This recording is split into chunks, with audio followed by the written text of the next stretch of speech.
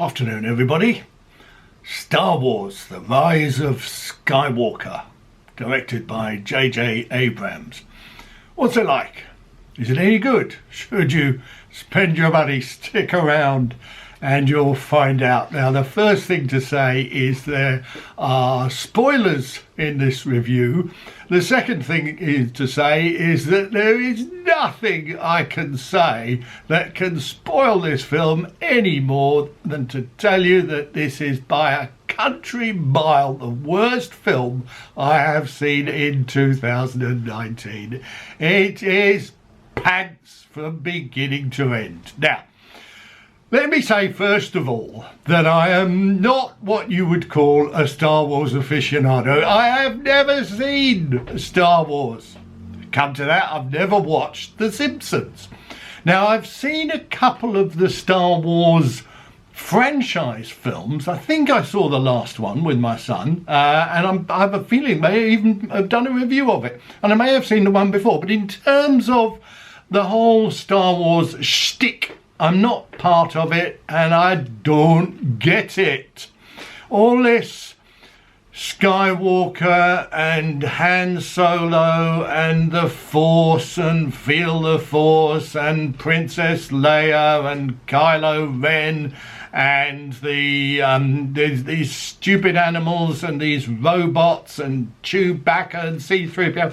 I don't get it. I don't fucking like it. I hate space fantasy. I hate any kind of space fantasy. I don't mind space films, but space fantasy with this kind of, dim and distant galaxy, far, far and away, and then it's all imagination. It's all made up. There's nothing real about it. So that's the first thing to say.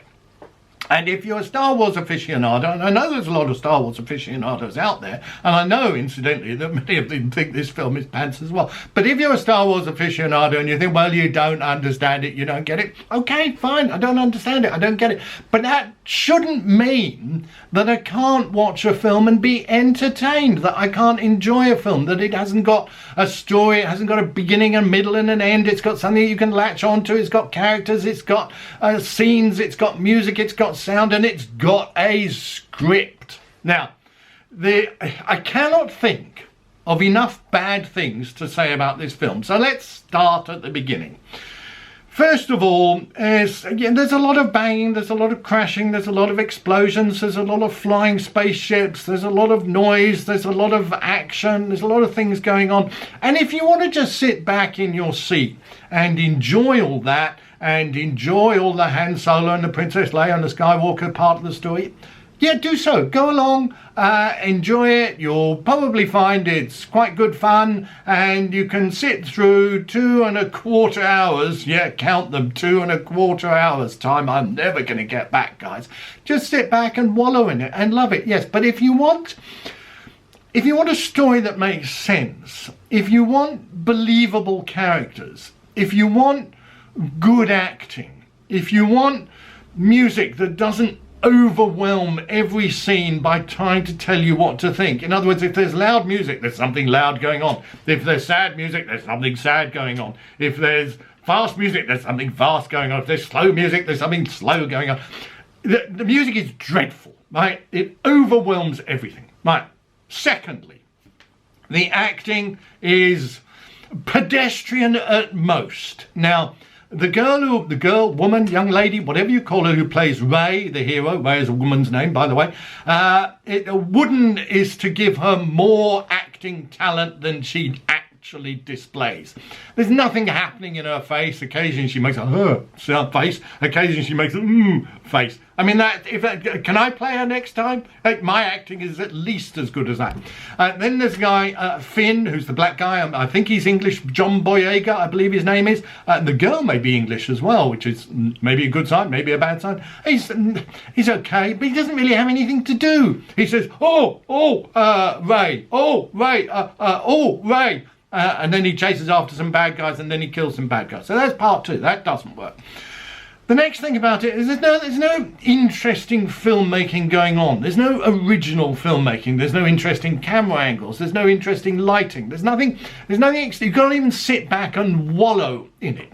The fourth thing is, half the people in this film are dead, and they can't seem to understand and get rid of them. So, Mark Hamill, he's in it.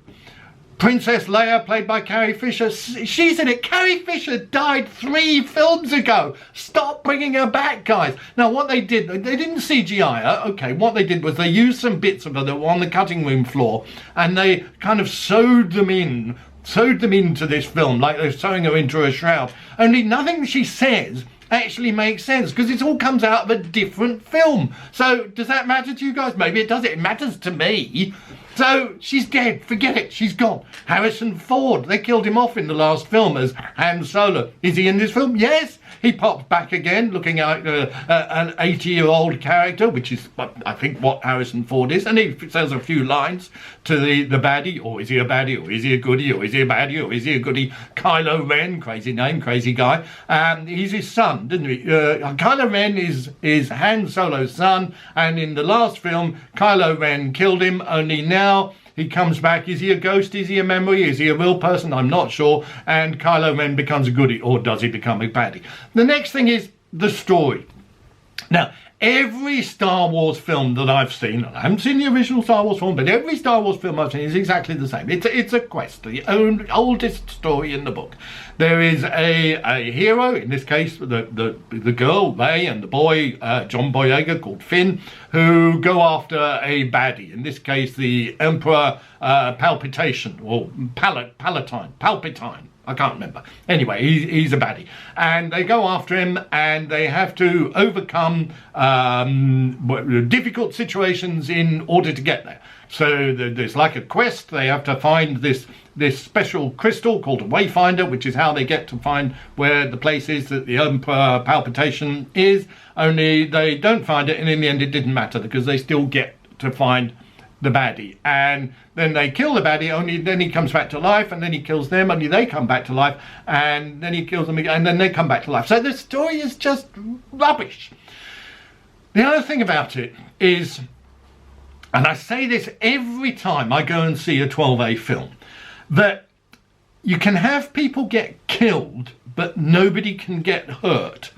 I would say, at a rough estimate, somewhere between 10 and 20 million people are killed in this film. There's one particular scene where the bad guys, the Final Force, is it they're called? Richard E. Grant is in it, by the way, playing a kind of Richard E. Grant general baddie character, who fires one of these planet-destroying cannons at a planet. He destroys the planet. So how many people are living on this planet? I don't know, 10 million, 20 million, 100 million? Who knows? Anyway, they all get blown to smithereens in a scene that lasts a couple of seconds and has no great relevance to the script as far as I can remember.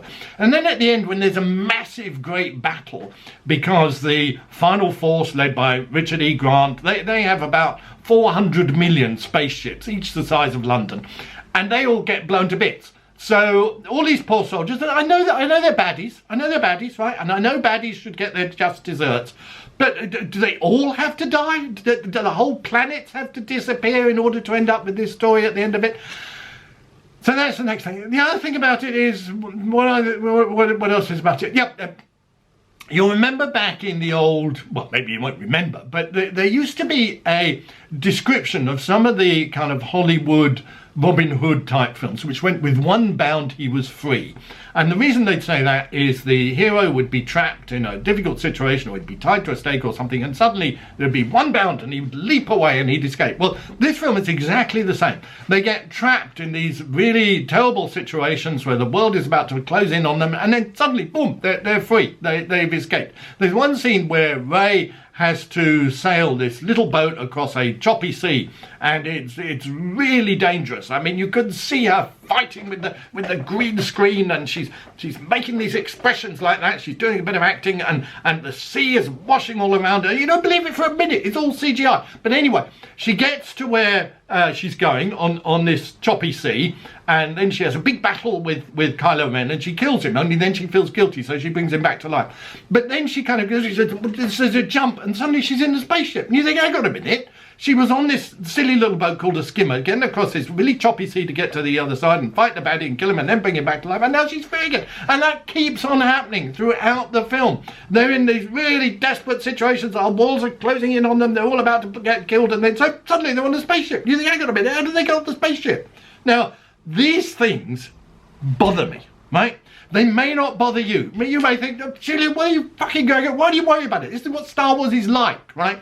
It's all about one boundaries free. It's all about a silly story. It's all about a hairy animal, Chewbacca. Nobody chews tobacco anymore. It just goes to show how old this film is.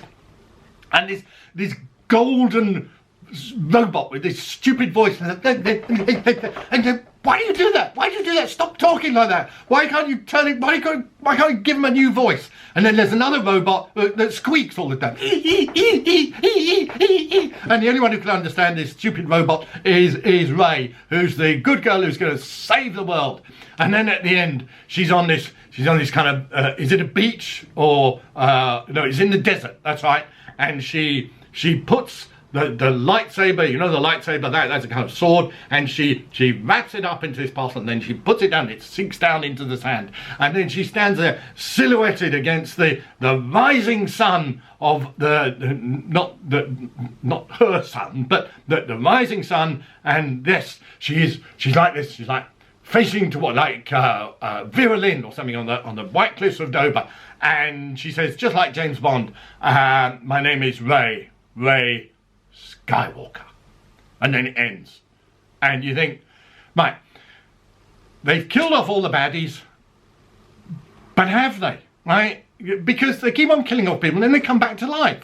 So this is a way of extending this film franchise forever. They can run it forever, another 9 films, right? Because they just kill off the base and then bring it back to life. And then in 60 years' time, when Rey is 84 and she's a really blubbering actress, they can put it on the screen because they've all got the stuff in the can. It is absolute nonsense. It is shite from beginning to end. It is pants. It is a pile of wank. Don't go and see this film, right? If you want to go and see a carry-on film, right? There's going to be a carry-on film on the telly. They're witty, they're funny, they're amusing, they're nice stories, they're great fun, and they're entertaining. They're good. Go and see something decent. Go and see, what was it? Knives Out. Knives Out is quite a good film. It's good fun. You know, it's not a masterpiece, it's good fun. But Star Wars, The Rise of Skywalker, give me strength. Happy Christmas. See you next time.